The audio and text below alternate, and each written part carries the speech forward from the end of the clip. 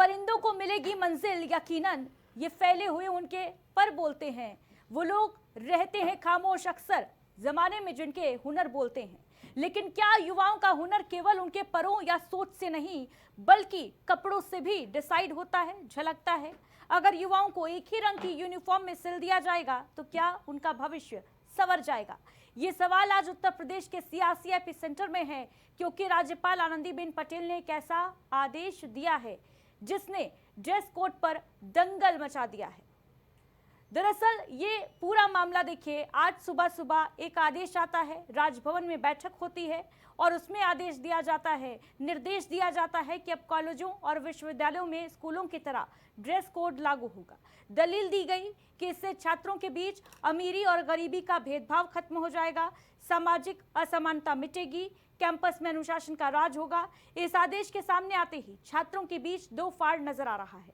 जहां छात्रों का एक गुट फैसले का स्वागत कर रहा है तो वहीं दूसरा गुट इस फैसले को उनकी अभिव्यक्ति की आजादी पर हमला बता रहा है। छात्रों का कहना है कि वोट चुनने की आजादी है तो कपड़े चुनने की क्यों नहीं? इस मामले ने सूबे में सियासत को भी गरमा दिया है। जहां एक और बीजेपी इस फैसले का स्वागत कर रही है तो वहीं दूसरी तरफ समाजवादी पार्टी राज्यपाल को आरक्षण में असमानता पर बात करने की नसीहत दे रही है। उधर कांग्रेस का दावा है कि यूनिवर्सिटी के छात्र छात्राओं को उनकी आजादी से वंचित किया जा रहा है। साफ है कि आने वाले दिनों में यूनिवर्सिटीज में यूनिफॉर्म का राज होगा, लेकिन सवाल ये भी है कि क्या इस कदम का शिक्षा पर कितना असर पड़ेगा? उच्च शिक्षा में आजादी के पैरोकारों का इस पर क्या रुख होगा और क्या यूनिवर्सिटी में ड्रेस कोड लागू करना आसान हो जाएगा? पढ़ाई पर जोर जरूरी या कपड़ों का शोर? इस पर चर्चा करेंगे, लेकिन उससे पहले कुछ बयान सुनिए।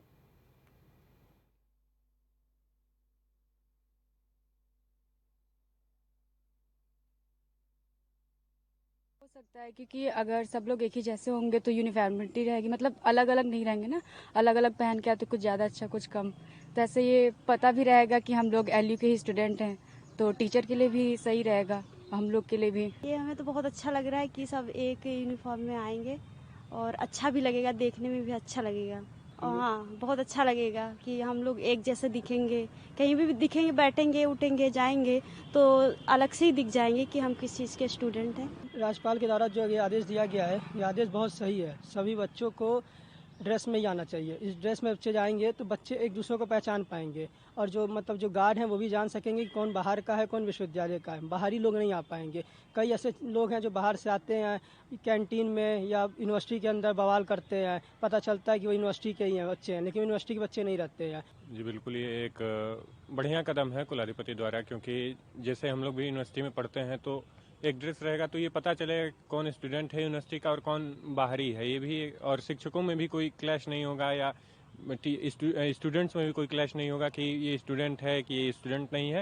ये एक अच्छा पहल है। सर देखिए, अगर हम ड्रेसिंग कोड की बात करें तो जो हमारे कुलाधिपति लखनऊ विश्वविद्यालय द्वारा लागू किया जा रहा है, वैसे हम उसको ये तो नहीं कह सकते कि सरासर गलत है, लेकिन हम ये कहना चाहेंगे कि अगर हम आम तौर पर देखें तो प्राइमरी एजुकेशन और सेकेंडरी एजुकेशन, इसका मतलब है कि 1 से लेके कक्षा 12 तक हम ड्रेस पहन चुके हैं। लेकिन जब हम विश्वविद्यालय में आए हैं तो हमको व्यक्तिगत स्वतंत्रता चाहिए। अगर हमारे पास व्यक्तिगत स्वतंत्रता रहेगी तो हमको ये लगेगा कि हाँ, हम जिम्मेदार हैं। और अगर हम ड्रेसिंग कोड में ही रहेंगे तो हमको यही लगेगा कि वही बचपन वाला सब सिस्टम है हमारे पास। एक बहुत अच्छा कदम उठाएगा। इससे ये पता चलेगा कि कौन यूनिवर्सिटी का है, कौन यूनिवर्सिटी के बाहर का है, और सब लोग एक समान रूप से रहेंगे, चाहे वो बड़े घर से कोई है या कोई छोटे घर से है, कोई राजनीतिक परिवार से, किसी भी परिवार से, किसी भी क्षेत्र से आया है, किसी भी चाहे गाँव से है या शहर से, सब लोग एक समान रहेंगे। इससे आपस में सद्भावना और समानता बनेगी बराबर।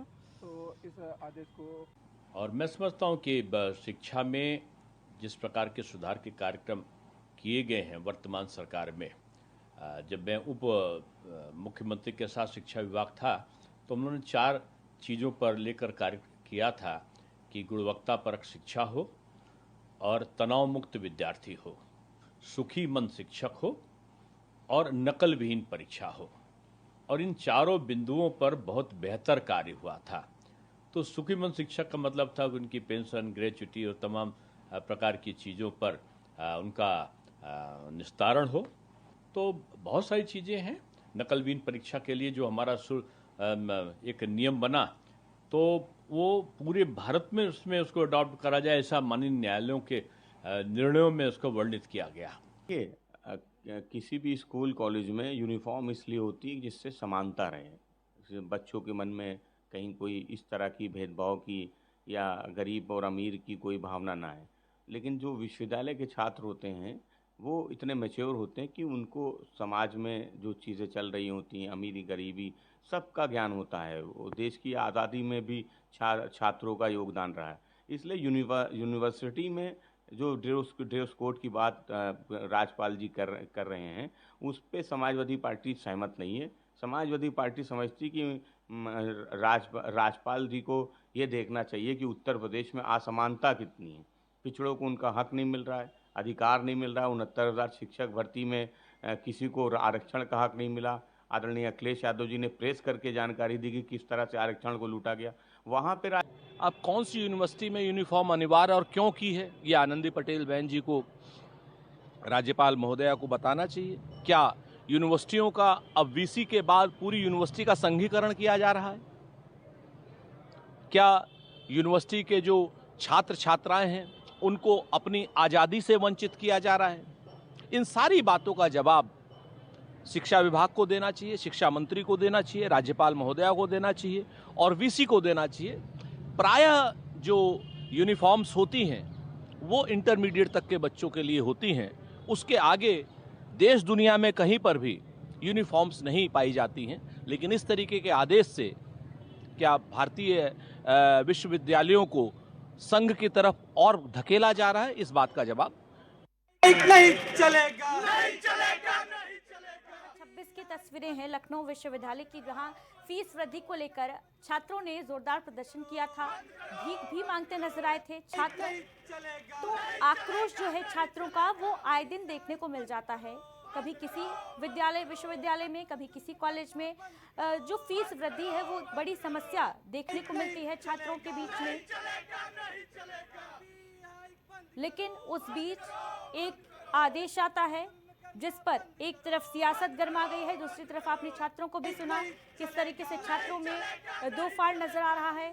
एक वो गुट है छात्रों का जो इस फैसले की सराहना कर रहा है और उसका साफ तौर पर ये कहना है कि इससे अनुशासन आएगा और हमें भी पहचानना आसान होगा कि कौन कॉलेज का है, कौन बाहरी है। क्योंकि कई बार ऐसा देखा गया है कि यूनिवर्सिटीज में, कॉलेजेस में बाहरी अराजक तत्व जो हैं वो पहुंच जाते हैं, हुड़दंग मचाते हैं और खामियाजा वहां के छात्रों को भुगतना पड़ जाता है। ऐसे में अगर यूनिफॉर्म यानी ड्रेस कोड लागू की जाती है तो इससे छात्रों की जो समस्या है उनका समाधान निकलेगा। लेकिन दूसरा गुट, उसका ये दावा है कि हमसे हमारी आज़ादी क्यों छीनी जा रही है। ये सवाल किया जा रहा है कि क्या हमें अपने चॉइस के कपड़े पहनने का भी अधिकार नहीं है। आपको याद होगा कि जब देश में यूनिवर्सिटीज़ में, ख़ास तौर से कॉलेजेस में जब बुर्का हटाने की मांग देखी गई तो वहां पर विरोध जताया गया। अगर ड्रेस कोड लागू होता है यूनिवर्सिटीज़ में, विश्वविद्यालयों में या फिर कॉलेजेस में, तो इसका कितना असर उन पैरोकारों पर भी पड़ेगा, ये भी देखने वाली बात होगी। उच्च शिक्षा में यूनिफॉर्म का राज अब से कुछ ही दिनों में देखने को मिल सकता है। तो छात्रों के कपड़ों पर राजभवन ने सेंसर लगा दिया है और इस पर सियासी दंगल जो है वो भी छिड़ गया है। कुल मिलाकर कहा जाए तो तस्वीरें इस और भी इशारा करती हैं कि जब चर्चा इस बात पर होनी थी कि यूनिवर्सिटी और कॉलेजेस में एजुकेशन सिस्टम को कैसे चुस्त दुरुस्त कर दिया जाए, तो शोर ड्रेस कोड को लेकर मच रहा है। कॉलेज में अनुशासन जरूरी है, लेकिन युवाओं को यूनिफॉर्म की नहीं, क्वालिटी एजुकेशन की भी तो जरूरत है। रोजगार की भूख है युवाओं के अंदर, लेकिन क्या हुक्मरानों को ये समझना चाहिए कि कपड़े बदल लेने से कॉलेजों की व्यवस्था नहीं बदलेगी।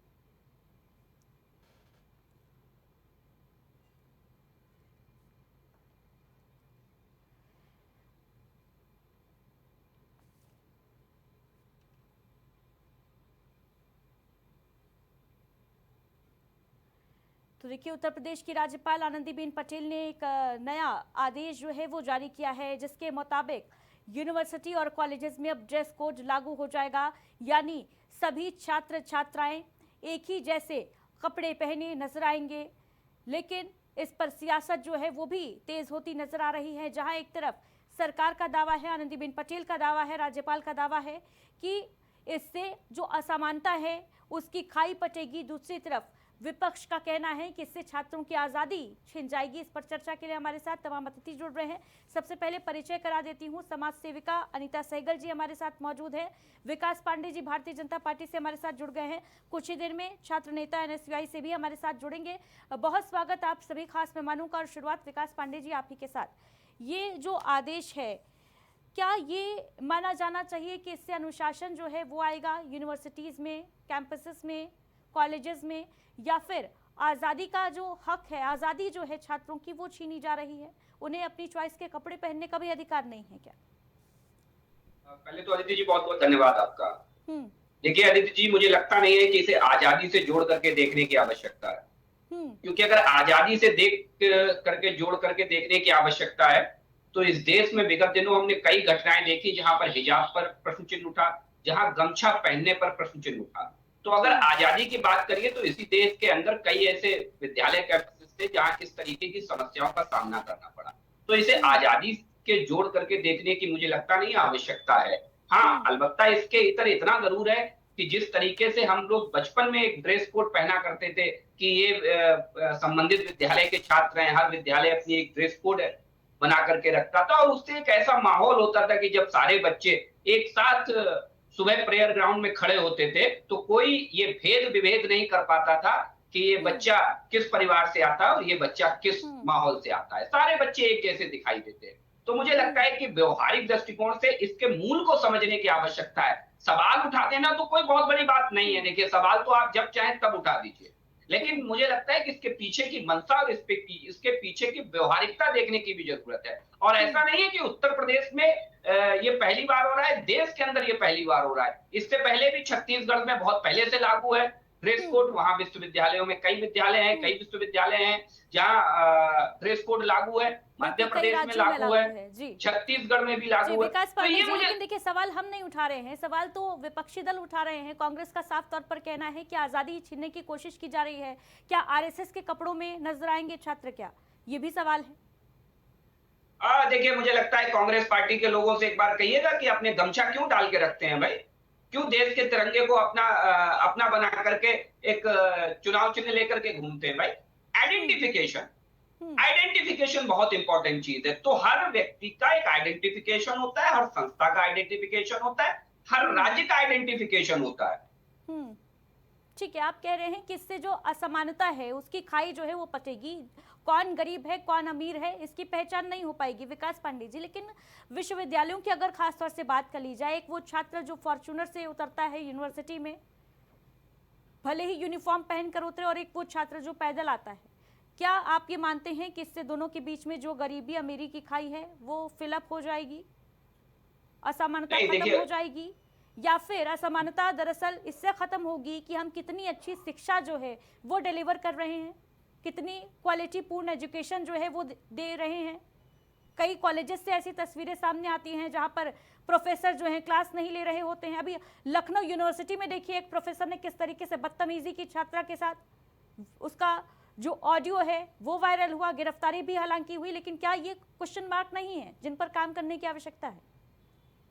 देखिए आदित्य जी, मुझे लगता है कुछ व्यवहारिक समस्याएं हैं। आप एक कैंपस में काम करती हैं और एक न्यूज चैनल में आप एक एंकर की भूमिका में काम करती हैं और एक प्रतिष्ठित न्यूज चैनल में आप काम कर रही हैं।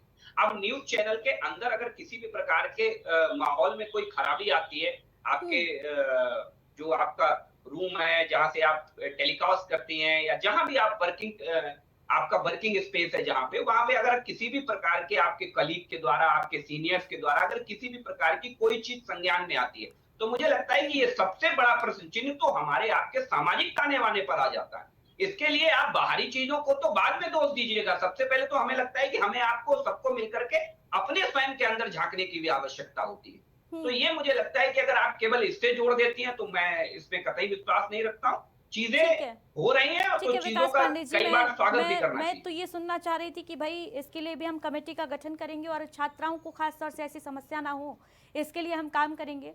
सामाजिक ताने बाने की आवश्यकता जरूर है, लेकिन इस पर ठोस कानून बनने की भी आवश्यकता है। अनीता सहगल जी, पहला रिएक्शन आपका इस आदेश पर जो जारी किया गया है कि यूनिवर्सिटी और कॉलेजेस में ड्रेस कोड जो है वो लागू किया जाएगा।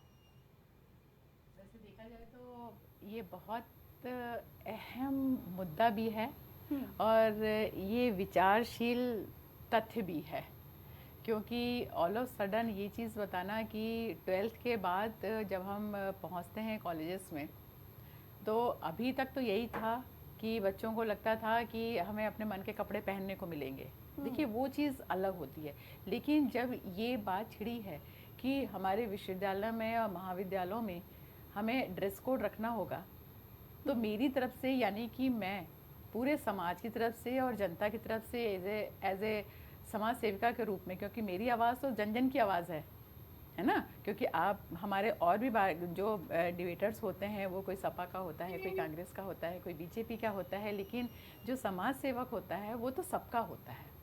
उसकी कोई पार्टी नहीं होती है, उसकी कोई जात नहीं होती, उसके कोई वर्ग नहीं होता है।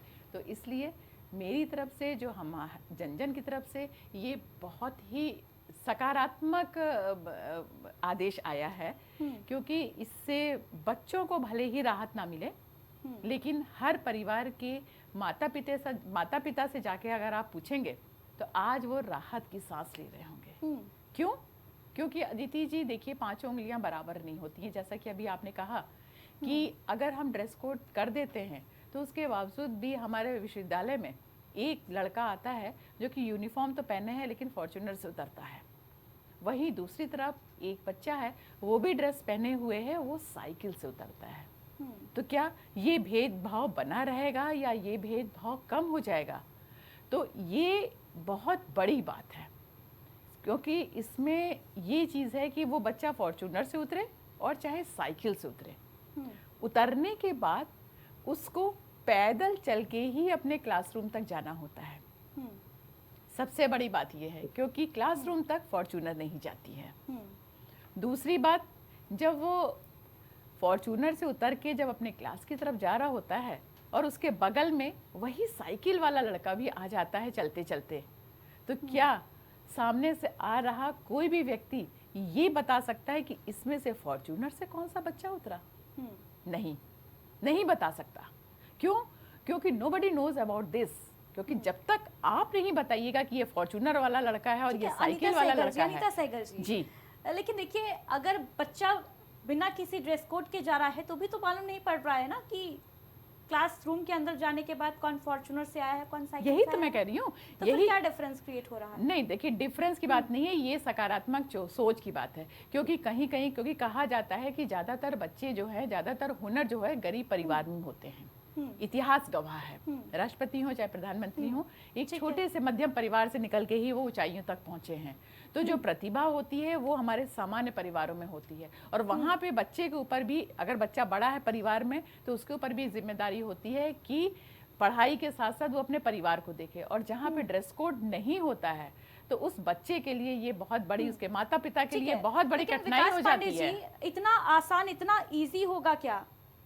इतना आसान काम होगा इस ड्रेस कोड को लागू कर देना?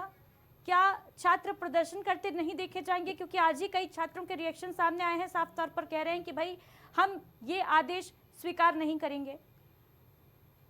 देखिए, मुझे लगता है कि छात्रों का प्रदर्शन करना, केवल प्रदर्शन करने मात्र से अगर चीजों को आप उनके व्यवहारिकता से देखेंगे तो मुझे लगता नहीं है कि कभी कोई चीज इस देश में इम्प्लीमेंट हो सकती है। मैं बहुत व्यवहारिक चीजें कहने में विश्वास रखता हूँ, मुझे किसी प्रकार के विरोध की चिंता नहीं होती और ना मैं किसी प्रकार की ऐसी चीजों में बिलीव करता हूँ। कारण देखिए, छात्र डिसाइड करेंगे यूनिवर्सिटी कैंपस कैसे चलेगा, या प्रशासन डिसाइड करेगा, या शिक्षक डिसाइड करेंगे? छात्र डिसाइड करेंगे शिक्षक हमें कैसे पढ़ाएगा, आप तय कर लीजिए।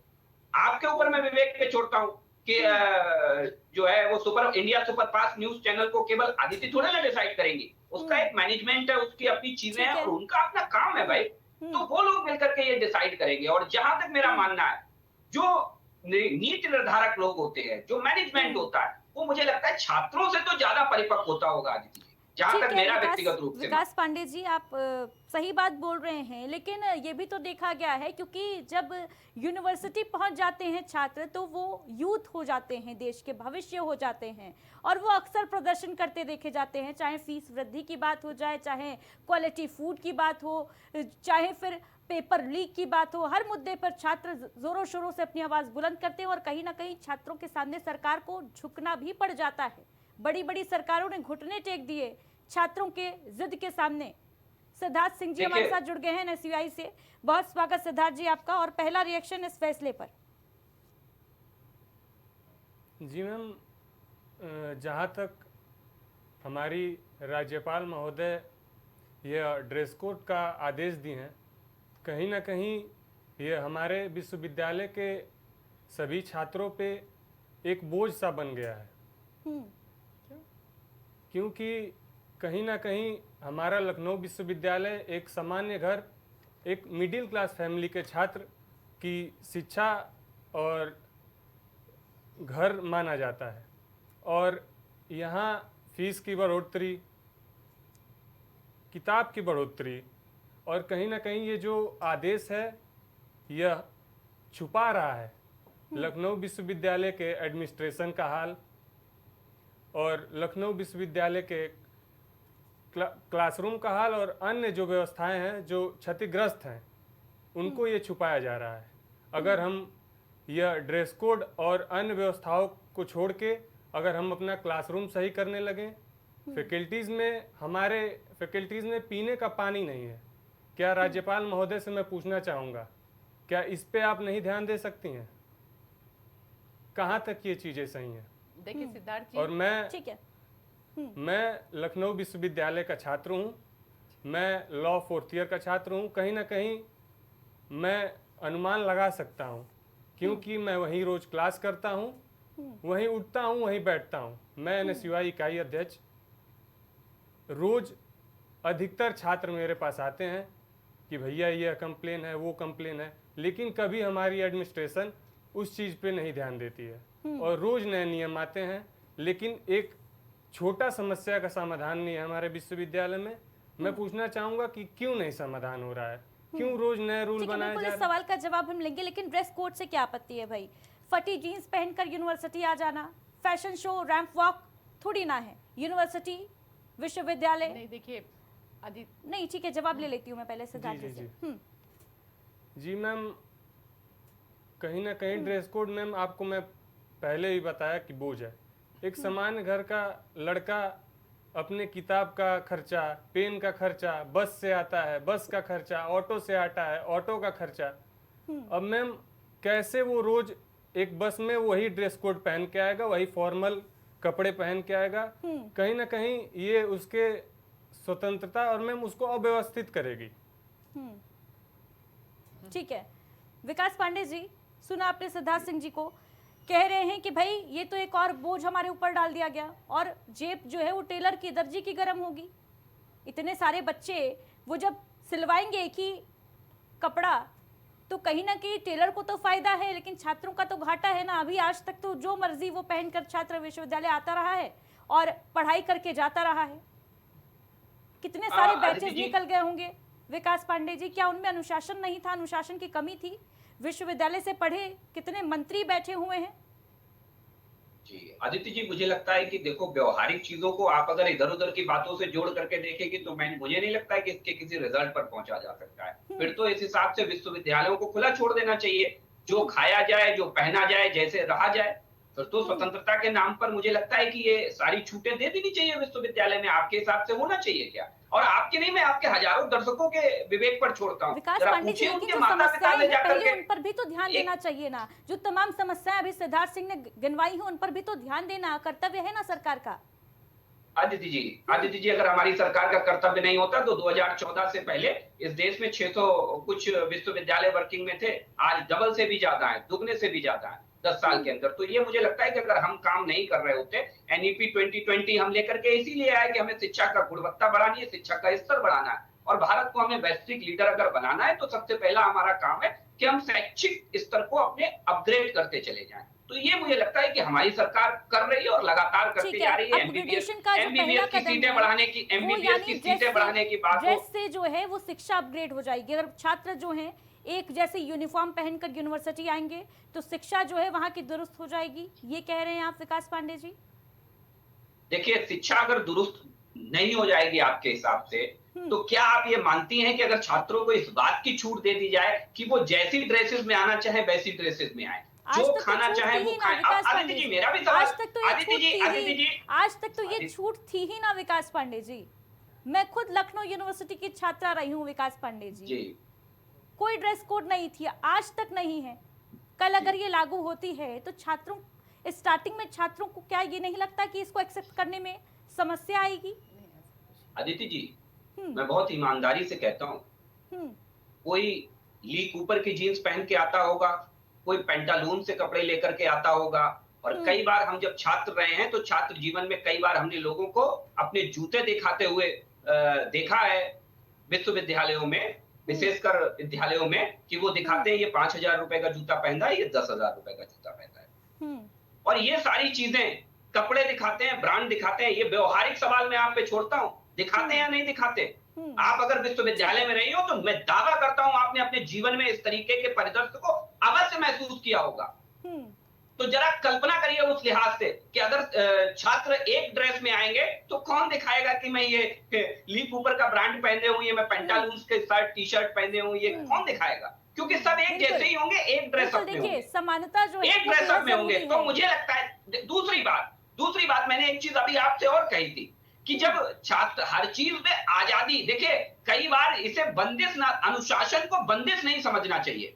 अगर बंदिश समझेंगे तो कल को इंटरमीडिएट के छात्रों चाहे हाई स्कूल के छात्रों, क्योंकि आजकल बच्चों का जो मानसिक स्तर है वो बहुत तेजी से डेवलप हो रहा है, बहुत तेजी से। आज आप 8-10 साल के बच्चे से पूछिए तो वो बहुत तेजी से चीजों को अपने हिसाब से मैनिपुलेट करके एक्सप्लेन कर देता है, क्योंकि ये व्यवहारिक प्रॉब्लम मान लीजिए या व्यवहारिक डेवलपमेंट मान लीजिए। तो इस लिहाज से जब अगर चीजें आगे बढ़ रही है और अगर वहां पे कल को जाकर के छात्र ये कहें हाई स्कूल के, नहीं सब मेरा तो मन है, आजादी है साहब, मुझे तो कुछ भी पहनना चाहिए, तो अनुशासन, बात को समझना पड़ेगा। अनुशासन में और व्यवहारिक दबाव में बहुत बड़ा फर्क होता है। ये अनुशासन का विषय है, ये इच्छा के विपरीत का विषय नहीं है, ये अनुशासन का विषय है। और मुझे लगता है इससे आगे आने वाले समय में बहुत लाभ होने वाला है, क्योंकि कपड़े बदलने से पढ़ाई आपकी इम्पैक्ट भले ही होना हो, लेकिन एक सोच का स्तर, एक आपके व्यवहारिकता का स्तर जरूर बदलेगा। ठीक है अनीता सहगल जी, ऐसा है क्या? सोच और व्यवहारिकता का स्तर क्या बदल जाएगा? छात्रों के अंदर डिसिप्लिन आ जाएगा यूनिफॉर्म लागू करने के बाद? क्या उनकी जो सोच है वो और ज्यादा रचनात्मक हो जाएगी, ये मानती हैं आप? देखिए, कहीं ना कहीं कुछ ना कुछ तो फर्क पड़ेगा ही। जैसा कि अभी बातचीत करी, सिद्धार्थ ने भी बात करी कि जो है यूनिफॉर्म होने से परिवार पे बोझ पड़ेगा। हम ये कहना चाहेंगे कि बोझ किस तरह से पड़ेगा। आप डेली सोमवार से लेकर शनिवार तक नए नए कपड़े पहन के आते हैं कि आज हमें ये पहन के जाना है, कल मुझे वो पहन के जाना है। तो अगर उसी की जगह पे आप 50 कपड़े ना खरीद के अगर 2 ही यूनिफॉर्म, एक धोइए और एक पहन लेंगे, अगर गंदी हो जाती है तो उसमें कितना खर्चा आपका आएगा? पहली बात तो ये है। और दूसरी बात ये है कि रात में सोने से पहले आपका ये टेंशन खत्म हो जाता है, वो लड़की हो, वो फीमेल हो चाहे मेल कैंडिडेट को, कल हमें क्या पहन के जाना है, और स्पेशली फॉर द फीमेल के लिए कि मुझे क्या पहन के जाना है, तो ये प्रॉब्लम भी सॉल्व हो जाएगी। तीसरी बात ये है कि जितना टाइम रात में और सवेरे उठ के तैयार होने में लगाया जाता है तो उतना टाइम आपका सेव होगा। आप अपनी लाइफ के बाकी काम कर सकते हैं, इवन यहाँ तक कि आप कॉलेज जा रहे हैं तो आप उतने टाइम को आप अपनी स्टडी में लगा सकते हैं। और चौथी बात यह है कि जब आप क्लास में बैठेंगे तो जब क्लास में आप पीछे मुड़ के देखेंगे या दाएं देखेंगे या बाएं देखेंगे तो सब तरफ आपको आप ही आप नजर आएंगे। क्यों? क्योंकि एक ही यूनिफॉर्म होती है। और दूसरी बात ये रही कि उससे पढ़ाई पे कोई फर्क पड़ेगा? मेरा तो नहीं मानना है कि पढ़ाई पे कोई फर्क पड़ेगा। क्यों? क्योंकि आप अगर जिस मेंटेलिटी के हैं, कपड़े बदलने से आपकी सोच सकारात्मक हो सकती है। क्यों? क्योंकि आपका वो औहदा था जो अभी तक आप दिखा रहे थे अपने क्लास में, वो कहीं ना कहीं फेल डाउन हो जाता है, क्योंकि आपको दिखाने का मौका नहीं मिलता है। एक और बड़ी समस्या देखने को मिली बंक करने की। कॉलेजेस, देखिए बंक, यूनिवर्सिटी, देखिए छात्र जाते हैं सिविल ड्रेस में और उसके बाद क्लास करने की बजाय वो कहीं घूमते फिरते नजर आते हैं। जी हाँ, आपने पेरेंट्स को लगता है कि बच्चा हमारा यूनिवर्सिटी गया है, कॉलेज गया है, लेकिन वो यूनिवर्सिटी कॉलेज में ना होकर कहीं और होता है। और तो देखिए, जैसे कि अभी तो आप क्या ये समस्या सॉर्ट हो जाएगी? देखिए, जैसे कि अभी आपने कहा कि जो है सबसे बड़ी बात है कि परिसर में, यूनिवर्सिटी के जो परिसर में हमारे और भी बिना जानने वाले स्टूडेंट पहुंच जाते हैं, क्योंकि वो सिविल ड्रेस में होते हैं, यूनिफॉर्म में नहीं होते हैं। तो कोई भी ये नहीं जानता है कि ये हमारा स्टूडेंट है कि नहीं है। यहाँ तक कि वॉचमैन भी नहीं जानता है, और वो अंदर तक चले जाते हैं। यहाँ लॉन में बैठे हैं, कैंटीन में बैठे हैं, या कहीं भी बैठे हैं। और फिर सबसे बड़ी बात होती है, जैसे कि आपने कहा कि क्लासेस बंक करने की बात होती है। एक बंदा वहां से निकलता है, वो भी विदाउट यूनिफॉर्म होता है, बाहर आके वो जो है अपने जो एक्स्ट्रा जो एक्सटर्नल वाले जो बच्चे होते हैं उनसे जाके मिल जाता है। तो पता नहीं चल पाता कि कौन से बच्चे ने बंक मारा था और कौन सा बच्चा एक्सटर्नल है। तो जब वो गेट से बाहर निकलेंगे, यूनिफॉर्म में होंगे, तो जरूर से ये नजर जो है वॉचमैन तक पहुंचेगी। ये बात वॉचमैन जरूर देखेगा कि कौन सा बच्चा यूनिफॉर्म का है, वो क्लास छोड़ के जा रहा है। और उसके लिए सबसे बड़ी बात जरूरी है कि एडमिनिस्ट्रेशन थोड़ा सा यूनिफॉर्म के साथ साथ एडमिनिस्ट्रेशन को भी टाइट होना पड़ेगा यूनिवर्सिटी के, कि कौन सा बच्चा बाहर निकल रहा है, कौन सा बच्चा बाहर नहीं निकल रहा है, और जो भी विदाउट यूनिफॉर्म वाला बच्चा है उसको एंट्री ना दी जाए। तो इस तरीके से बहुत सारी बातें हैं जो कि एक सामान्य परिवार के बजट को भी नॉर्मल रखेंगे। सिद्धार्थ जी, इस पर आपका रिएक्शन लेना चाहूंगी मैं। जब भाई देखिए, तमाम यूनिवर्सिटी कॉलेजेस ऐसे भी हैं जहां पर ड्रेस कोड लागू है हायर एजुकेशन में, और छात्र पहन कर जाते हैं, मैंडेटरी है उनके लिए। तो फिर विश्वविद्यालय के और बाकी कॉलेजेस के छात्रों को क्या परेशानी है भाई? अच्छा अदिति जी, मैं सिद्धार्थ जी से बोलने से पहले एक बात ये बताना चाहूंगी कि जैसे कि मैं भी बनारस यूनिवर्सिटी की लड़की हूँ, और मैंने भी लखनऊ यूनिवर्सिटी से बहुत सारी बीएड भी किया है, एमएड भी किया है, आपका पोस्ट ग्रेजुएशन, आपके डिजास्टर मैनेजमेंट, मतलब बहुत सारी डिग्रीज मैंने भी यहाँ से भी ली हैं। तो उस समय तो ड्रेस कोड नहीं था, लेकिन मैं आपको भी बताना चाहूंगी अदिति जी कि मतलब लखनऊ यूनिवर्सिटी से कनेक्टेड जो भी हमारी यूनिवर्सिटीज हैं, जो कि जहाँ पे ड्रेस कोड लागू जी, जहाँ पे बीएड वगैरह एमएड वगैरह कराए जाते हैं, वहाँ पे ड्रेस कोड है। और वहाँ पे बहुत ज़्यादा संख्या में बच्चे हैं, लड़कियां भी हैं और लड़के भी हैं, और सब लोग फॉलो करते हैं। मतलब कि इवन यहाँ तक कि मैंने भी बीएड एमएड किया, पूरे ड्रेस कोड में ही किया है, मैं आपको बताऊं। और मुझे बहुत अच्छा लगा कि 2 साल का बीएड किया गया लखनऊ यूनिवर्सिटी से, मतलब कनेक्टेड वाली उनके यूनिवर्सिटी से, और 2 साल का एमएड किया गया। उसमें सबसे बड़ा सुकून होता है कि आपने फटाफट सुबह आप नहाए धोए और फटाफट अपने ड्रेस पहने, अपने बैग उठाए और आप चल दिए, कोई चिंता नहीं रहती। सिद्धार्थ सिंह जी, तमाम एफिलेटेड कॉलेज यूनिवर्सिटीज हैं, कॉलेजेस हैं लखनऊ यूनिवर्सिटी से ही, जहाँ पर ड्रेस कोड लागू है, छात्र पालन भी करते हैं जी। कई ऐसे इंस्टीट्यूशंस भी हैं जहाँ पर देखिए किस तरीके से पूरे डेकोरम के साथ छात्र जो है वो जाता है कॉलेज। तो फिर लखनऊ विश्वविद्यालय के छात्रों को क्या समस्या है? मैम, जहाँ तक मैंने अनुमान लगाया है अपने कॉलेज में, मैम हमारे लखनऊ विश्वविद्यालय में अधिकतर सामान्य घर के बच्चे पढ़ते हैं, और जैसा मैम का कहना है कि एफिलेटेड कॉलेजेस हैं जो लखनऊ विश्वविद्यालय के, तो वहाँ मैंने अधिकतर देखा है कि फीस अधिक होती है, और भी जितने सारे चार्ज होते हैं अधिक होते हैं। और वहाँ पे मेरा अनुमान यह कहता है कि वहाँ अधिक से अधिक अपर फैमिली के बच्चे पढ़ते हैं। और जैसे मैम ने बताया कि ड्रेस कोड से एंट्री और एग्जिट का जो सिस्टम है वो सिस्टमेटिक तरीके से चलेगा, मैम ऐसा कुछ नहीं है। सिस्टमेटिक तरीके से चलने के लिए हमारे विश्वविद्यालय में एक ऑथराइज्ड आइडेंटिटी कार्ड होता है जो कि हर छात्र वियर करके आते हैं। चूंकि हमारी मैम भी हैं, विश्वविद्यालय से पढ़ी हैं, इनको भी यह चीज अनुमान होगा कि एक आइडेंटिटी कार्ड हर डिपार्टमेंट में, लेकिन चेक कभी नहीं होता है, चेक कभी नहीं होता है सिद्धार्थ सिंह। और फिर सबसे बड़ी बात ये मैं बोलना चाहूंगी कि कभी कभी क्या होता है, आइडेंटिटी कार्ड बच्चा घर में भूल जाता है, लेकिन और मैं एक बात और कहना चाहूंगा कि ड्रेस कोड पे जितनी हमारी राज्यपाल महोदया हैं, वीसी सर हैं, जितना ध्यान दे रहे हैं, आप कह रहे हैं कि इससे बच्चों का मेंटालिटी चेंज होगा, शिक्षा व्यवस्था चेंज होगा। मैं पूछना चाहता हूं, आप मेरे साथ मेरे फैकल्टी चलिए, वहां की आप एडमिनिस्ट्रेशन देखिए। मैं आपको बताना चाहूंगा वहां पीने को पानी नहीं है, बैठने को सीट नहीं है, वहां दरवाजे टूटे पड़े हैं, खिड़कियां टूटी पड़ी हैं, खिड़कियों में जो शीशे के खिड़की हैं वो टूटे पड़े हैं, तो कबूतर बैठे हैं। मैम इस पे क्यों नहीं ध्यान दिया जा रहा है? जी मैं आपसे ये कहना चाहूंगी लेती हैं क्या कि जैसे कि अभी जी नहीं, अनीता जी फैकल्टी प्रॉपर क्लासेस लेती हैं क्या सिद्धार्थ सिंह जी? जी नहीं मैम। हफ्ते में का क्या हाल है जरा ये भी बता दीजिए। बहुत बेकार। हमारे क्लासेस में आप जो बोर्ड होता है जहाँ प्रोफेसर लेक्चर लेते हैं और बोर्ड पे समझाते हैं, वहाँ मार्क तक नहीं हटा है, साफ सफाई नहीं है डेस्क पे। अब बताइए कि छात्र कैसे आएंगे, वहाँ बैठेंगे, वहाँ पढ़ेंगे? उनका मन ही नहीं होगा, इच्छा ही नहीं होगा। जब स्वच्छता है नहीं तो कहाँ से वो आएंगे? क्या आपका मन होगा आप धूल में बैठे और पढ़ें? लेकिन नाक में ग्रेडिंग तो देखिए A++ थी शायद लखनऊ यूनिवर्सिटी की। जी मैम, वो बाहरी दिखावटी दिखा के ग्रेडिंग लिया गया है। अगर आप वास्तविकता के साथ चलें, आप हमारे साथ चलें, तो मैं आपको दिखा दूंगा कि क्या वास्तविकता है। ठीक है, विकास पांडे जी जवाब दे दीजिए जरा इस बात का। एडमिनिस्ट्रेटिव प्रॉब्लम्स जो हैं उनका हल कैसे निकाला जाएगा, कब निकाला जाएगा? और ये बातें फैकल्टीज के अंदर भी तो डिसिप्लिन होना चाहिए ना। जो डिसिप्लिन छात्र सीखते हैं वो दरअसल अपने प्रोफेसर से भी सीखते हैं। अगर प्रोफेसर्स ही डिसिप्लिन में नहीं हैं, अगर वो रेगुलर क्लास नहीं ले रहे हैं, तो छात्रों का भविष्य कैसे संवरेगा भाई? देखिए आदित्य जी, मेरा एक छोटा सा सवाल भी है, और ये सवाल मुझे लगता है कि मेरे पीछे का आप बैनर देख के मत समझिएगा। थोड़ी देर के लिए वो बैनर हटा दीजिए और एक नॉर्मल इंसान की तरह मैं एक सवाल आपसे छोड़ता हूँ। जैसे आपने बहुत सी चीजों का जिक्र किया कि छात्र कभी प्रदर्शन करते हैं फीस के नाम पर, कभी किसी नाम पर, कभी किन्हीं छात्रों को इस बात के लिए प्रदर्शन करते सुना है आपने, देखा है आपने?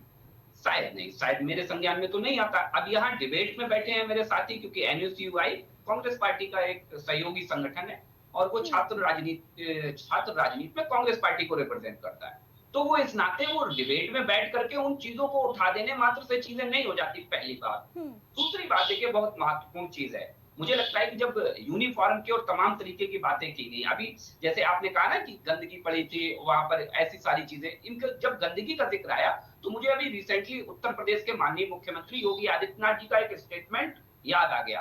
आपको याद हो कि ये कभी जब एक किसी कार्यक्रम में माननीय मुख्यमंत्री जी संबोधित कर रहे थे, तो उन्होंने कहा कि जब बच्चों से सफाई का कोई वीडियो आता है और उस पर हम अध्यापकों से रिटन में एक्सप्लेनेशन मांग लेते हैं, तो मुझे लगता है कि रिटन में एक्सप्लेनेशन नहीं मांगना चाहिए। अब यहाँ पर देखिए, राजनीति करने वाले क्या करते, इसके सिक्के के दो पहलू हैं कि साहब उसी बच्चे से घर में हम जब काम कराते हैं तो ये कहते हैं, सोचते हैं कि हम इसे आत्मनिर्भर बना रहे हैं, इसे एक्टिव कर रहे हैं, बच्चे के अंदर एक भाव पैदा कर रहे हैं। लेकिन वही बच्चा जब स्कूल में जाता है और टीचर अगर ये प्रयास करता है कि हम उसे आत्मनिर्भर बनाना चाहते हैं, हम उसे मजबूत बनाना चाहते हैं, जैसा कि माननीय मुख्यमंत्री जी ने भी कहा। इंटरप्ट करना चाहूंगी आपको, क्या आपका इशारा इस और है कि छात्र जो है वो खुद साफ सफाई की जिम्मेदारी लें, विश्वविद्यालय में छात्र पढ़ने ना जाए, साफ सफाई करें, डेस्क पोंछते नजर आए? हाँ, अब वही चीज है ना, मैंने क्या कहा, आधा गिलास भरा आधा खाली। अब किसी को खाली नजर आया तो उसने खाली का अपना मंतव्य निकाल लिया, किसी को भरा नजर आया तो उसने भरा निकाल लिया। तो ये तो मैं आपके और आपके दर्शकों के विवेक पे छोड़ देता हूँ, मैं इसमें किसी भी प्रकार की बहस में नहीं जाना चाहता, मैं जाना ही नहीं चाहता, क्योंकि मुद्दा है आज विशुद्ध रूप से जो विश्वविद्यालयों में ड्रेस कोड ली जाती है या नहीं? विकास पांडे जी, छात्रों से मेंटेनेंस के नाम पर फीस ली जाती है या नहीं, इस बात का जवाब जरा आप दे दीजिए। हाँ बिल्कुल, मुझे लगता है कि जिम्मेदारी किसकी होती है विकास पांडे जी? छात्रों की। छात्र क्या रंगाई पोताई करने जाएंगे विश्वविद्यालय की, डेस्क साफ करते नजर आएंगे, ये आप चाह रहे हैं? देखिए, मुझे लगता है कि आप इस मुद्दे को ले जाकर के दूसरी जगह शिफ्ट कर रही हैं, लेकिन मैं फिर भी जवाब दे रहा हूँ। मैं फिर भी जवाब दे रहा हूँ विकास पांडे जी, आपने जो बात रखी मैंने उसी का काउंटर किया है। मैं भी उसी पे जवाब दे रहा हूँ, जब आप इन सारी चीजों की चर्चा करती हो तो इस बात को भी आपको समझना पड़ेगा। मैंने कहा ना कि देश के अंदर 600 कुछ विश्वविद्यालय थे जो आज बढ़कर के 1300 के आसपास हो गए, डबल की बढ़ोतरी माननीय मोदी जी की सरकार में हुई है। आज उत्तर प्रदेश में लगभग दूने से भी ज्यादा, चाहे आपके मेडिकल कॉलेज हो चाहे आपके विश्वविद्यालय हो, उनको स्थापित करने का काम हमारी सरकार ने किया। अब जहां तक आती है कहीं कोई समस्याओं की, जैसे आपने लखनऊ यूनिवर्सिटी का उदाहरण दिया, निश्चित तौर पर अगर कहीं ऐसी, क्योंकि बहुत पुरानी यूनिवर्सिटी है, ऐतिहासिक यूनिवर्सिटी है, वहां पर मुझे लगता है अगर इस तरीके की कोई समस्या है तो वहां के जो प्रॉक्टर हैं, जो वहां पे डीन है, वो उसके लिए मुझे लगता है बेहतर प्रयास करेंगे। और मैं तो कहूंगा मेरे NSUI के साथी बैठे, मैंने कहा ना कि मेरे पीछे से आप थोड़ी देर के लिए बैनर हटा दीजिए। मैं तो ये चाहता हूं कि हमारे NSUI के साथी आए निकल करके, हमारे ABVP के साथी जैसे प्रयास करते हैं कि नहीं करते हैं। हम सरकार में होने के बाद भी हमारे ABVP के कार्यकर्ता इस बात के लिए प्रयासरत रहते हैं। मेंटेनेंस की बात अभी क्यों की जा रही है जब ड्रेस कोड लागू होने पर घमासान छिड़ रहा है? ये बात आप पहले भी तो रख सकते हैं। प्रदर्शन जब करते हैं तो इस मुद्दे को लेकर भी तो प्रोटेस्ट किया जा सकता है कि भाई पीने का पानी नहीं है, व्यवस्था नहीं है सफाई की, कॉलेज में हमें परेशानी हो रही है। जी मैम, मैं अपने विकास सर से बताना चाहता हूँ कि ये जो समस्याएं हैं, ये समस्याएं मैं आज आपके सामने नहीं कह रहा हूँ। इस समस्याएं को लेके एक पार्टी छोड़ के, आप पार्टी छोड़िए, हर छात्र मिल के ज्ञापन दे चुका है हमारे डीन को, हमारे वीसी सर को, और आज तक समस्या नहीं हुई। सर आप जाके ज्ञापन चेक कर सकते हैं डीन ऑफिस में या वीसी ऑफिस या रजिस्ट्रार ऑफिस, जहां आप जाएंगे आपको ज्ञापन मिल जाएगा। यह कोई आज की समस्या नहीं है, यह समस्या बहुत पुरानी आती जा रही है और अभी तक सॉल्व नहीं हुई, और पता नहीं है कब सॉल्व होगी। और शायद आप आत्मनिर्भर छात्र की बात कर रहे हैं, आपका यही एक्सप्लेनेशन है आत्मनिर्भर छात्र का। मेरे हिसाब से तो यही आपका एक्सप्लेनेशन है आत्मनिर्भर छात्र जो आप कह रहे हैं कि हम लोग चलें, साफ करें, डेस्क साफ करें, लिपाई पोताई करें। क्या यही है आत्मनिर्भर छात्र? क्या हुआ है सर आज तक? हम लोग के डिपार्टमेंट में ऐसा क्या हो गया है? मेंटेनेंस फीस आप चार्ज करते हैं, क्या मेंटेनेंस है हमारे फैकल्टी में, हमारे डिपार्टमेंट वगैरह में? क्या आप एक बोर्ड नहीं क्लीन करा पा रहे हैं, पीने को पानी नहीं दे पा रहे हैं, और आप आत्मनिर्भर हम लोग को बनाना चाहते हैं? क्या अब हम लोग दुकान से पानी खरीद के लाके अब पिलाएं? ठीक है, विकास पांडे जी जवाब देना चाहेंगे? देखिए, मुझे लगता है कि आत्मनिर्भर के सवाल को ये गलत तरीके से रिप्रेजेंट कर रहे हैं। पहली बात, आत्मनिर्भर होना चाहिए नहीं होना चाहिए, मैंने आपको उदाहरण सहित बताया। जब घर में हम काम करते हैं, अभी तो वो कह रहे हैं कि हम तमाम बार ज्ञापन दे चुके हैं लेकिन कोई समस्या का हल नहीं निकल रहा है। अगर यूनिवर्सिटी में पीने का पानी नहीं है, गर्मी कितनी भीषण चल रही है, तो इसकी जिम्मेदारी तो लेनी पड़ेगी ना किसी को। अब देखिए, मुझे लगता है कि व्यवहारिक रूप से मैं लखनऊ यूनिवर्सिटी का छात्र नहीं रहा हूँ, आप रही हैं, आपको बेहतर पता होगा। लेकिन मैं जहां तक समझता हूँ कि इस तरीके की बुनियादी सुविधाएं भी अगर लखनऊ यूनिवर्सिटी में नहीं है, पहले तो मुझे लगता नहीं है कि इस तरीके की बुनियादी सुविधाओं का अभाव होगा कि वहां पीने तक का पानी नहीं है, क्योंकि प्रतिष्ठित यूनिवर्सिटी है, देश की और प्रदेश की प्रतिष्ठित यूनिवर्सिटी है। और रही बात, आपने कहा बाहर दिखा दिया और उसमें A++ की आपने रेटिंग ले ली, ऐसा संभव नहीं होता है मेरे भाई। कहने के लिए आप कह दो कि केवल बार दिखा दिया, जब टीम आती है, इंस्पेक्शन करती है, मेरे पास, तो वो अगर मैं अभी तो आपको वो जाकर के उसमें प्रॉपर इंस्पेक्शन करती है। और दूसरी बात, सेंटर ऑफ एक्सीलेंस की स्थापना हर यूनिवर्सिटी में प्रदेश की सरकार ने प्राथमिकता के साथ की है, चाहे वो उच्च शिक्षा को लेकर के हो, चाहे तमाम ऐसी चीजें हैं, और वहां व्यवहारिक सुविधाओं को बढ़ावा देने के लिए है। लेकिन उसके बाद भी अगर आप ये कह रहे हो, तो मैं इस बात को बहुत ज्यादा परचू नहीं इसलिए कर सकता क्योंकि मैं वहां का छात्र नहीं रहा हूं, मैंने वहां पढ़ाई नहीं की है, तो इसलिए मुझे वहां के आंतरिक बात तो यही है ना सर कि आप वहां के छात्र नहीं हैं, आपने आपको केवल एक अनुभव नहीं यूनिवर्सिटी का है। जिक्र किया, बात यही है सर, आप वहां के छात्र होते, आपको अनुभव होता। सर मेरी भी तो सुनो ना मेरे भाई। जी, आप ही के तो सवाल का अरे जवाब भाई, दे रहा हूं। मैं आइए सुनिए, मैं कानपुर यूनिवर्सिटी का छात्र रहा हूँ। आइए जरा दिखाता हूँ चल के कि कानपुर यूनिवर्सिटी आज से 10 साल पहले किस हालत में थी, और आज चल करके देखिए वहां पर सर आपसे सर मैं रिक्वेस्ट करना चाहता हूँ कि आप मेरे साथ आइए, मेरे साथ एक बार आप मेरे क्लासरूम में चलिए और स्थिति देखिए आप वहाँ की। मुझे लगता है कि आदित्य जी आपको आपसे मैं सर निवेदन करना चाहूंगा कि आप भाजपा सरकार को डिफेंड ना करें, हमारे छात्रों की समस्याओं को सुलझाएं। आप चलें हमारे साथ और देखें हमारे कैंपस को। सुनिए, छात्रों की समस्या पे वो बात कर रहे हैं आदित्य जी, इनसे पूछे जरा, छात्रों की समस्या पे ये बात कर रहे हैं। जब दिल्ली के अंदर छात्र प्रदर्शन करते हैं तो ये NSUI उनके साथ अभद्रता करने का काम करती है, ये कहते हैं, ये छात्रों की बात करते हैं और छात्र संगठन लेकर के बात करते हैं। ये कांग्रेस पार्टी द्वारा प्रायोजित संगठन है, ये सब जानते हैं, तो इसलिए इनका एक अपना एजेंडा है और उस एजेंडे पर जाकर के काम करते हैं। एजेंडा नहीं है सर, आप मेरे विश्वविद्यालय में जाइए और किसी छात्र से पूछ लीजिए। यूनिवर्सिटी पे नहीं थी, आप बताइए क्या ये फैसला केवल लखनऊ यूनिवर्सिटी तक ही सीमित रहने वाला है? जो माननीय राज्यपाल महोदया ने जो निर्णय दिया है, महामहिम राज्यपाल महोदया ने। विकास पांडे जी, क्योंकि अधिकतर तो कॉलेजेस ऐसे ही, अभी हमने इसी के बारे में बात की, लखनऊ यूनिवर्सिटी से संबंध एफिलेटेड तमाम कॉलेजेस ऐसे हैं जहां पर ऑलरेडी ड्रेस कोड लागू है। बिल्कुल, मुझे लगता है बहुत से ऐसे प्राइवेट संस्थान भी हैं जहां ड्रेस कोड लागू होगा, प्राइवेट विश्वविद्यालय भी हैं जहां ड्रेस कोड लागू होगा। और सबसे बड़ी बात, ये जो ड्रेस कोड का विषय है, ये व्यवहारिक विषय है। मैं तो कहता हूं कि अभी तक कोई भी वाजिब कारण एनएसयूआई के हमारे साथी नहीं बता पाए कि ये ड्रेस कोड क्यों नहीं लागू होना चाहिए। क्या आप इनकी बात से सेटिस्फाइड? और आप नहीं, मैं तो कहता हूं आपके अपने दर्शकों पर छोड़िए इस बात को लेकर के। और सबसे बड़ी बात, जरा माता पिता को उठा करके देखिए, जैसा कि अभी हमारी आदरणीय बहन अनीता जी ने कहा, आप देखिए ना उन सारी चीजों को कि जब आप हर हफ्ते में 5 ड्रेस बदलते हैं, आप स्कूल जाते हैं और वहां एक ड्रेस पहननी है आपको, उसी ड्रेस में आपको स्कूल जाना है, उसी ड्रेस में आपको काम करना है। अब दूसरा सबसे महत्वपूर्ण पहलू ये है कि आपने भी देखा हो यूनिवर्सिटी के अंदर कई बार बाहर के लोग आकर के इंटर कर जाते हैं नहीं कर जाते। जब यूनिफॉर्म ड्रेस कोड लागू होगा तो मुझे लगता है इस पर भी अंकुश लगेगा कि कई बार बाहर के लोग आते हैं और यूनिवर्सिटी में आकर के उनकी वजह से अराजकता का माहौल पैदा होता है। कई ऐसे, आप जब यूनिवर्सिटी में पढ़ रही होंगी तो इस तरीके की चीजों पे जरूर 2-4 होना पड़ा होगा जी आपको। लेकिन ऐसी चीजों पर अंकुश लगाने के लिए चेकिंग जो है उसको भी तो दुरुस्त करने की जरूरत है विकास पांडे जी, नहीं लगता क्या ड्रेस पहनकर विश्वविद्यालय के ड्रेस कोड में कोई अराजक तत्व एंट्री नहीं ले सकता क्या, अगर चेकिंग नहीं हो रही है तो? अनीता, देखिए मुझे लगता है मुझे लगता है चेकिंग होना आवश्यक है, बिल्कुल आवश्यक है, लेकिन चेकिंग से पहले आप इस चीज को भी समझिए कि जब हम उसका व्यवहारिक, आप देखिए चेकिंग, अब वही है कि ये कहावत देखिए, अब यहाँ पर आपने 2 चीजें बिल्कुल, मुझे लगता है, मैं फिर कहूंगा मेरे पीछे से आप थोड़ी देर के लिए बैनर हटा करके सोचिएगा, ये तो वही कहानी हो गई कि आप कहेंगे हर घर में पुलिस वाला बैठा दो, जिससे किसी भी प्रकार के कोई विवाद की स्थिति ना पैदा हो, कोई स्थिति ना पैदा हो, हर मोहल्ले में एक थाना चौकी खोल दो।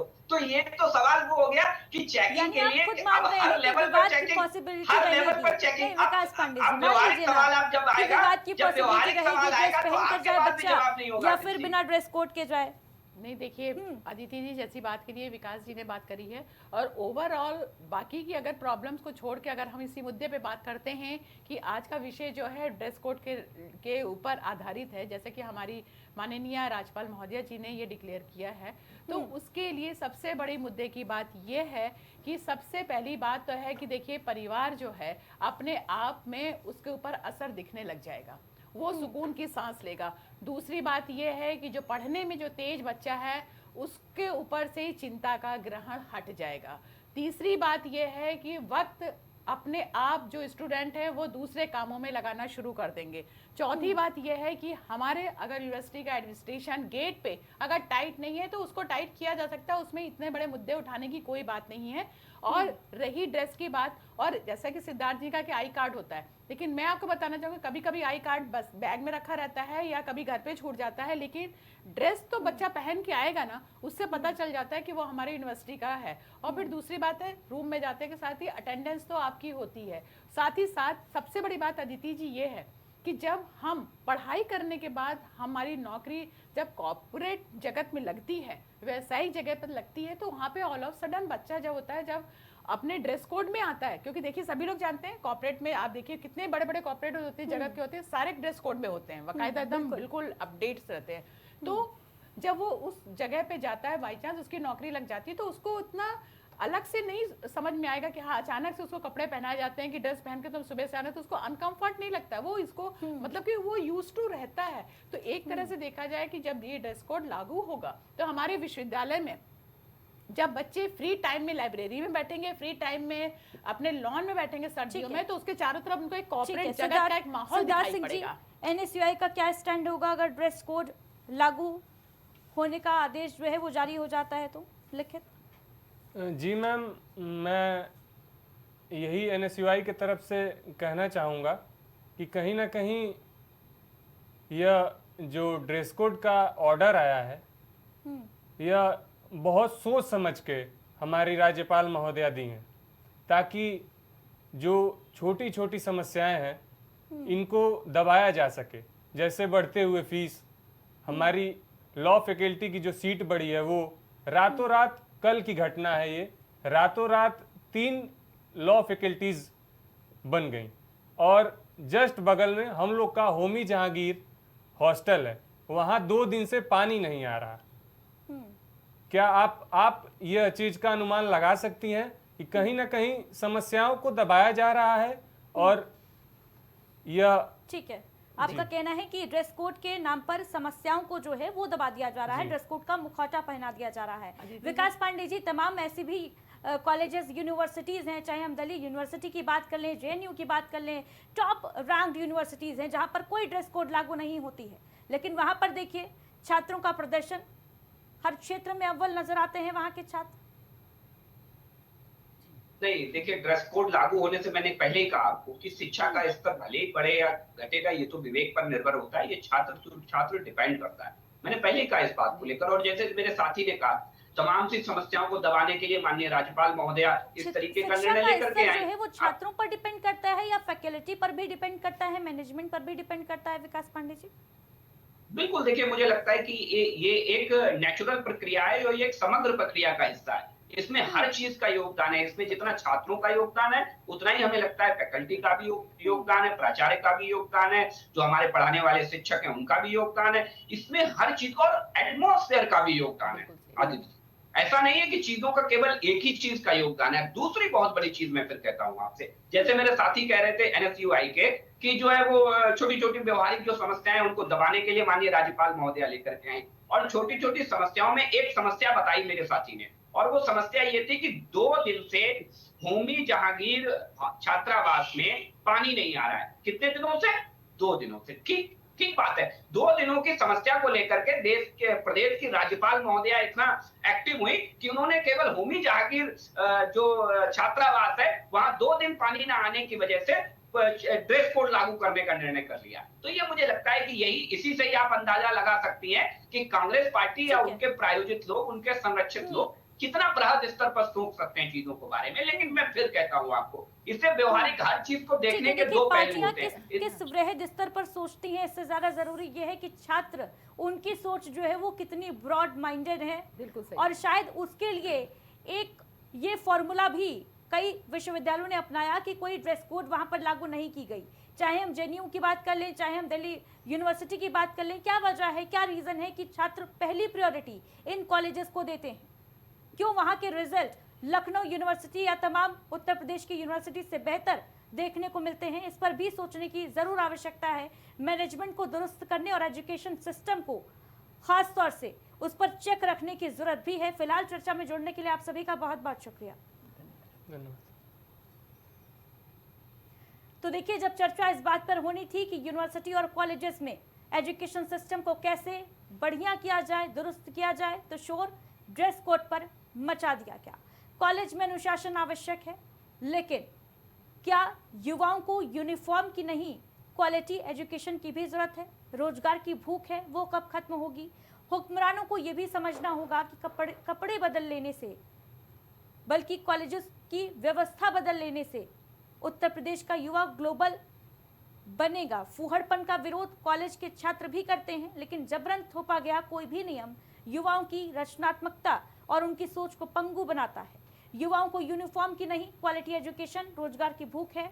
तो देखिए, ये जरूरी है कि ये जो फैसला है इसको इम्प्लीमेंट जरूर किया जाए, लेकिन साथ ही साथ ड्रेस कोड लागू करने के साथ इस पर भी विचार जरूर किया जाए कि यूनिवर्सिटी के हालात, कॉलेजेस के हालात, वहाँ पर शिक्षा व्यवस्था जो है उनके हालात कैसे चुस्त दुरुस्त किए जा सकें, और कैसे उत्तर प्रदेश के कॉलेजेस से पढ़ के, उत्तर प्रदेश के सरकारी यूनिवर्सिटी से पढ़ के एक छात्र जो है वो किस तरीके से अपने मुकाम को, अपने भविष्य को उज्जवल बनाए, इस पर भी एक चेक रखने की जरूरत है आज की तारीख में।